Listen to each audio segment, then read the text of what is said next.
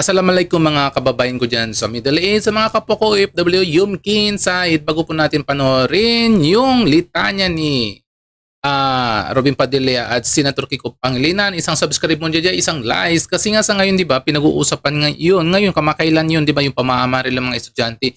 Kasi hindi sila pwedeng makulong. Hindi sila pwede pang bigyan ng basahan ng sakdal kasi mga minor de edad. Kaya gigil na gigil ngayon si Robin Padilla na dapat daw amindahanan yan yung batas na yung juvenile law sa edad na 10 years old. Mga kababayan ko, pabor ba kayo sa batas na ginawa ni Kiko Pangilinan na hindi pwedeng makulong yung mga bata? Diba?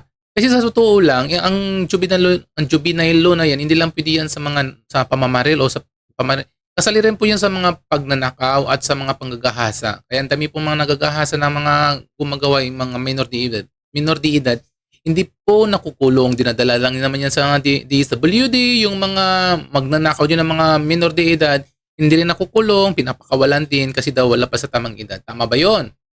Kaya pabor ako sa sinabi ni Robin Padilla na talagang amindahan na yan na ibaba yung edad sa 10 years old. Ito, panoorin po natin yung litanya ni Kiko Pangilinan. Republic Act Number 9344 o ang Juvenile Justice Law, hindi pwedeng pakawalan ang mga sospek kahit minor de edad pa ang mga ito. Aniya, dapat dumaan sila sa prosesong itinakda ng batas. Sa ilalim din ng batas, may pananagutan ang mga magulang ng mga sospek. Para naman kay Senator Bam Aquino na siyang chairperson ng Senate Committee on Basic Education, di katanggap-tanggap ang nangyaring pamamaril sa San Jose National High School. Kailangan aniyang malaman kung sino ang nagkaroon ng kapabayaan kaya nangyari ang insidente. Lahat po nangyari dyan sa pamamaril po sa eskwelahan ng San Jose, hindi po talaga yung katanggap-tanggap. Pero kasi may mga tao kasi na may mga kabataan na ngayon na talagang alam na nila po yung batas tungkol sa kanila eh. Kahit yung mga nagnanakaw, alam na nila na kapag nanakawan ko to, kahit looban ko tong bahay nila, hindi po ako makukulong. Alam nila ng mga bata kung hanggang ilang taon sila pwedeng makulong. Kaya ang iba po lalakas ng loob. Kaya pabor na pabor ako na dapat talaga amindahan na yan yung batas na yan juvenile na ibaba po sa 10 years old. Kasi iba na talaga ang panahon ngayon, iba ang panahon noon at iba ang panahon ngayon. Ngayon talaga, yung mga bata ngayon talaga, alos nakatuon na talaga sa mga batas-batas na nangyayari sa Pilipinas kung ilang taon. Siyempre, unang-una may mga tao yung nagsasabi sa kanilang, iba yung mayroong naghahawak, di ba? Marami yan sa lalo pa sa mga syudad, may mga bata dyan na inahawakan ng mga sindikato kung ilang taon. Alam nila yan. Kaya sa totoo lang dapat kasi amindahan na yan at ibaba po yung edad sa 10 years old. Yun lang po ang masasabi ko sa mga ganyang sa juvenile law na yan. Natin kung paano nakapasok yung mga armas, mga kutsilyo, mga baril, hindi dapat yan nakakapasok sa mga eskwelahan natin. Doon sa aming komite, tinatalakay namin yung School Safety Act pagdating sa bullying, pagdating sa mga activities na mapanganib.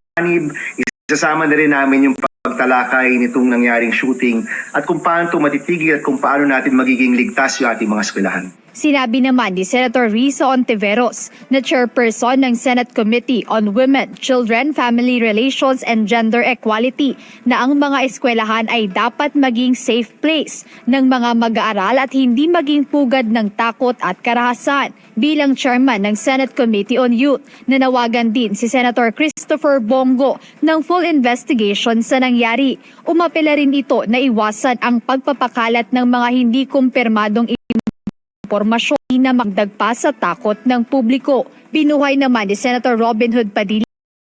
Bago po tayo pumunta sa mensahe ni Robin Padilla. So yung sa panahon ni Duterte, mayroon ba nagkaroon ng barilan sa loob ng school ng mga estudyante? Wala. Dahil unang-una, takot sila po sa nangyayari sa war on drugs. Kasi karami ngayon mga bata ngayon, na sila front na sila front na sila sa drugs. Alam na nila yan, alam na nila kahit mga teenager, 14 to 15 years old up to basta mga high school yan. Ano sila yan, tawag diyan, talaga trigger sila sa mga ganyang usapin tungkol gusto nilang makakita, gusto nilang makatikim yan. Kaso lang ngayon hindi masyadong mahigpit ngayon pamahalang gobyerno ngayon ang Marcos administration hindi mahigpit ngayon. At naglipad na naman po yung mga addiction ngayon sa tabi-tabi at ang mga makikita mo naman ngayon marami mga polvoron na makikita mo sa tabi-tabi na nagtitinda. Minsan ngayon nag-aabutan na lang daw yung dating mga safety place na dati wala na doon sa parte kamay nila, ngayon bumalik na naman. O ngayon, ano ba masasabi natin? Tapos galit na galit sila sa war on drugs.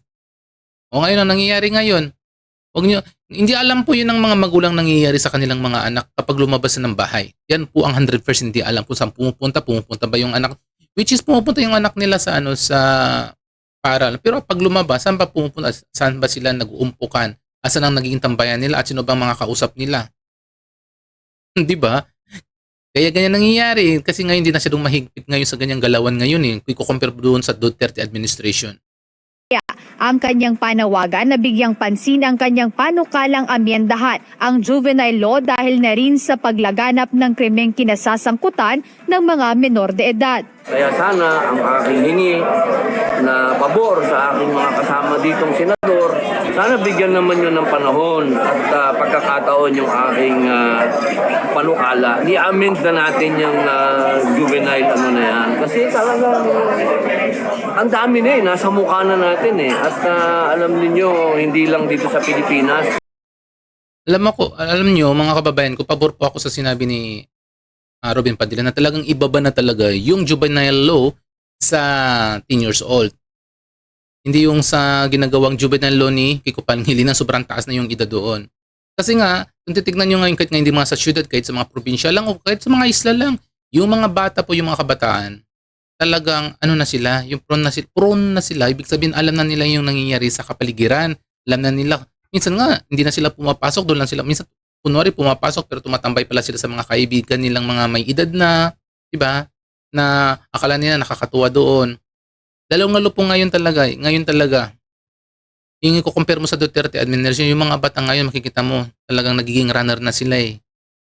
Marami na talagang pagkakaiba. Kaya kung sino po yung galit diyan sa war on drugs, pasensya kayo kung mga anak nyo ay nagiging pariwara sa panahon ngayon. Kasi nga ngayon makikita mo sa tabi-tabi na lang eh. Hindi na kagaya yung panahon ng administrasyong Duterte. Nako. Pwede ka nang maglakad ngayon ng gabi, pwede ka nang pumunta ng gabi at magsuot ka pa ng mga mamahaling alahas. Walang gagalaw sa iyo. Ngayon hindi na pwedeng ganoon. At kahit noon nabawasan po yung riding in tandem, 'di ba? Yung panahon ni Duterte, nabawasan po yung riding in tandem. Ngayon naglipan na naman ng mga riding in tandem. Bakit kaya? Kasi hindi ganoon kahigpit. Pati unang-una wala naman tayong nakikita ng mga ginagawa yung administration eh. Lagi na lang sa kanya nila salita na meron pero hindi nararamdaman ng tao. Dapat kasi nararamdaman po ng sambayang Pilipino kung ano pang mga ginagawang batas, ano pang pinapanukala dito sa Pilipinas. Dapat kasi nararamdaman natin. Pero wala. Ang nararamdaman lang natin ng sambayang Pilipino ngayon is kahirapan, gutom at kulang sa trabaho. Bakit kulang sa trabaho? Bagsak na ekonomi ng Pilipinas ngayon. Tapos ngayon malalaman pa natin, mababasa natin at makita natin sa mga television na antami na nagkalat na ngayon ng mga pariwarang mga kabataan. Tingnan mo, sunod-sunod po yung mga kabataan na nagkakaroon po ng problema sa mga paaralan. Dahil sa anong problema yan? Sasabihin nila sa kapabayan daw ng mga magulang. O doon na tayo sa kapabayan ng mga magulang. Pero may isa pa diyang may isa pa diyang problema diyan. Hindi na ngayon inihigpitan yung tungkol po sa mga paghahawak ng droga kasi kung inigpitan na nila ngayon, bakit nagbalikan ulit sa kalsada yung mga drug addict? Ba't nagbalikan na naman sa kalsada ngayon? Karamihan naman ng mga addict hindi lang matatanda eh. Kahit mga kabataan, mayroon dyan, lalong-lalo pa yung hindi pa pumapasok sa eskwelahan. Mayroon dyan sa tabi-tabi. Akala nyo dyan lang sa mga syudad nangyari. Hindi kahit sa mga probinsya at sa mga iba dyang lalawig ng Pilipinas, marami po. Hindi kagaya talaga ng panahon ni Duterte na talagang lahat takot. Takot talaga yung mga gumagamit ng ipinagbabawal na gamot. Ngayon wala na talang takot. Tapos ngayon, anong gagawin? Tapos ngayon, ipapanawagan nila. Kailangan ibalik natin ang war on drugs. Bawal ng skumio. Yung taong nagsimula ng war on drugs, ngayon pinadala nila doon sa dahig. Tignan yung nangyayari sa mga sa abroad. Pag sabi nilang bawal, bawal talaga. Lalo pa sa Middle East. Pag sabing bawal, bawal.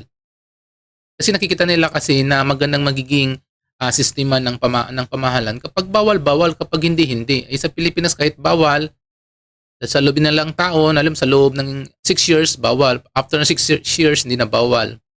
Kunwari, bawal-bawalan pero hindi na pinapatupad ng maganda. So ayan muna mga kababayan ko at mga kapako OFW, sa mga hindi pa dyan nakasubscribe, please subscribe my channel at sa ngayon, masala.